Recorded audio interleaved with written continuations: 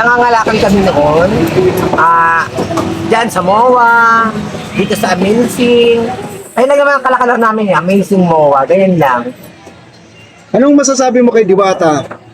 Masasabi ko lang kay Diwata, basta masaya siya sa ginagawa niya, ipagpatuloy niya, huwag siyang manghinayang sa perang ginagastos niya, dahil napasaya niya naman yung puso niya. And thank you. Gaano kasaya si Diwata bilang isang kaibigan? Sobrang saya kasi anytime na may problema naman kami, bukas ang dalawang kamay niya para tulungan kami. Kahit ngayon, kaninang umaga, binigay niya ako ng pera, 300. Tanong ko lang, mabait pa si Diwata? Yes, actually yung sa balita namin noon na nag-trending kaming dalawa, ako talaga yung kaaway noon. Kaya nasugatan si Diwata noon kasi imbes na ako yung may hiwa ng cutter nun, humarang siya. Ay, sinangga niya? Oo, siya yung parang naging sangga, naging harang ko, kaya siya ang naha. May kalaban ka, tapos nagkumpronta. Oo, tapos nag-aaway kami tapos nung hiwain ako nung cutter doon, siya ang humarang. Ganun kabait si Diwata. Grabe, no? So, Kaya sa mga pastor dyan, na nagsasabing mas maugali na hindi po. Kaya pala yung sinasabi, ay Diwata pabati naman, ay lilipas. Ano ba yun? Ano, parang joke lang ba yun? Ano? Joke lang yun. Kumbaga sa ano natin, punchline yun ng mga bakla. Kumbaga, sa iba kasi ng mga sensitibo, parang ang dating negative, di ba? Pero yung mga nakakaintindi naman sa mga kabaklaan, joke lang yung punchline lang. So, balik tayo dun sa, yung naiwan ng cutter. Pagkatapos nun, anong nangyari? Eh di bali, ayos, pa namin sila ng kaso. Nakulong naman sila noon, kaso December, kaibigan naman namin sila, kaya inatras din namin yung kaso. So, nung may balita kasi na nakulong si Diwata, ano naman ang kaso nun? Nakulong si Diwata noon? Oo. Bali yung yung Julie Dap daw sa Tulay, Oo. na kinuha yung pera niya, pinag-ipunan niya noon, yung nagtitinda pa lang siya ng mini-store niya doon. Kaya lahat ng naipon na kinuha ng mga pulis, gumawa ng alibay yung mga pulis. So, bakit siya nakulong? Bali kasi may mga kasama siyang, yung mga nag-a-addict noon doon, parang nadamay lang siya, ganyan. Oo, nadamay. Tapos pinalalapas nilang, ang ni Bakla is negative, na yung mga tinitinda, pero lahat ng mga tao dyan alam ang totoong kwento ng buhay ni Diwata. Pero matagal na yon, Matagal na yun. mga ilang taon na. 4 years yata, ganyan. 4 years na. Oo. So, Pero talagang maayos na nagtitinda si Diwata. Simulat noon, nagsimula yan sa mga candy, Yossi, hanggang sa napalaki niya yung naging parang mini grocery, trabaho siya ng patas. Oo, tapos pinanggitan lang siya ng mga vendor dyan na pinagkaisahan siya. Kaya ang kinalabas ng Julie Dap yun talaga, ang alam ko Julie Dap. Hinahanap pa nga yung mga alas niyang nabili noon eh. Thank you. O yan. Tapos, ngayon ay maraming buzzer si Diwata. Yes. So sabi niya, masama daw, sabi nila, masama ang ugali. Hindi kami ang unang-unang magtatanggol kay Diwata pagdating dyan kasi kami mismo ang nakakaalam ng totoong ugali niyan. Kahit ngayon tawagin ko yan lalapit yan. Kung anong hingin ko, bibigayin yan. Wala ako dyan pero libre akong kumain dyan. Of course, ikaw ba naman yung partner in crime niya eh. Diba? Magkano lang naman sa halagang 100, di ba? Bibigyan ka pa nga ng pera. So, sa sa kabuuan, paano may Mami Pilar, yung 200 di mo pa nabibigay ha?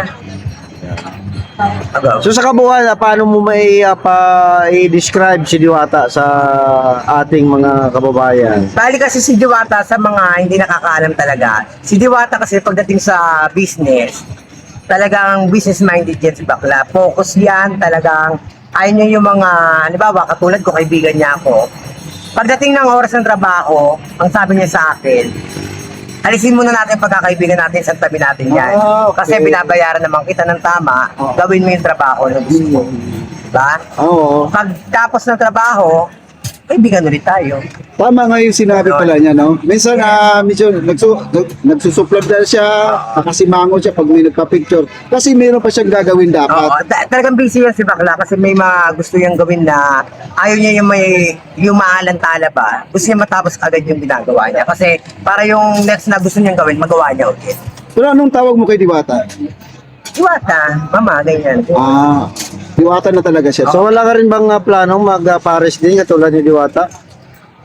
Sa ngayon kasi wala akong planong maganyan-ganyan eh. Malay mo, may mag-sponsor. So ayaw mo na. Hindi, kung may mag-sponsor, why not? Diba? Ituloy natin yung ganyang business. So, Pero kung sa ngayon, okay pa naman ako.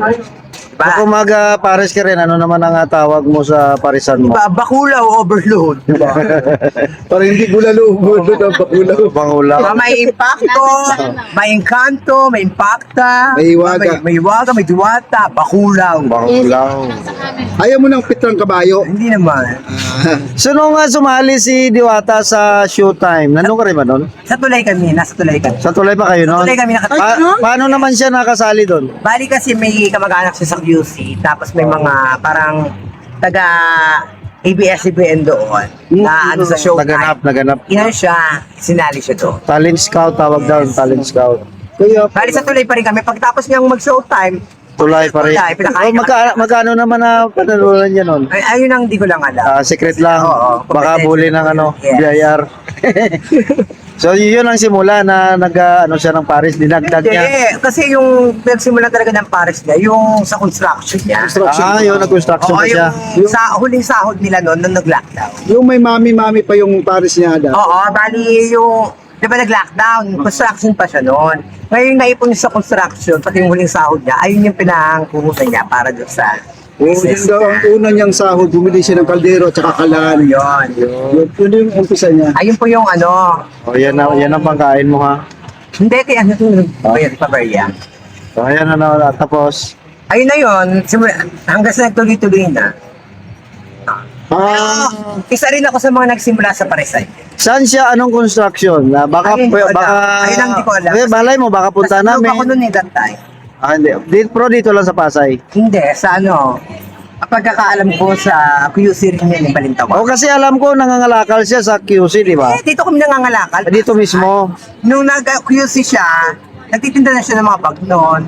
Sa QC. Oo. Yes. Pag nag-sweeper siya doon yung tagawalis. Tapos, nag-paris din siya doon. Sa Tandang Sora. So, street sa Weaver siya tapos nag-sideline siya ng Paris. Oo.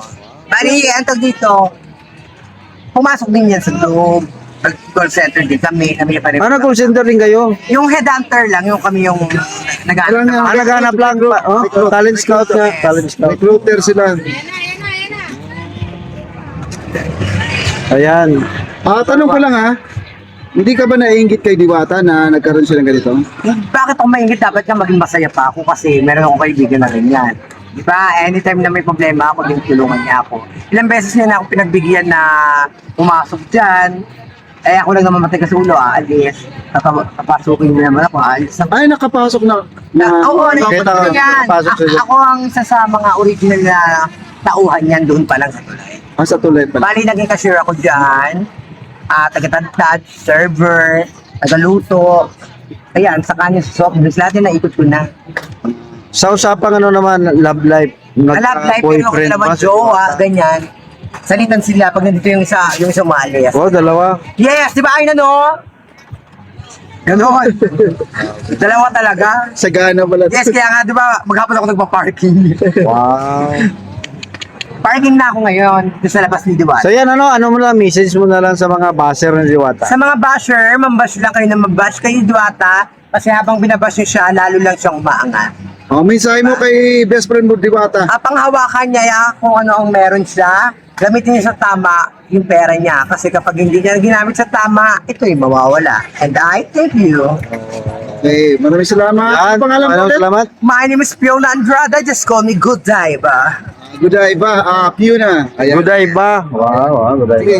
And I thank you. Sa picture. Ano naman sabi mo kay Impacta?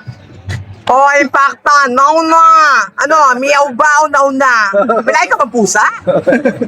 Okay, kay Tito Boy. Ay, kay Tito Boy, mabait na si Tito Boy. Hello, Tito Boy. Mabait yan. Thank you. Thank you.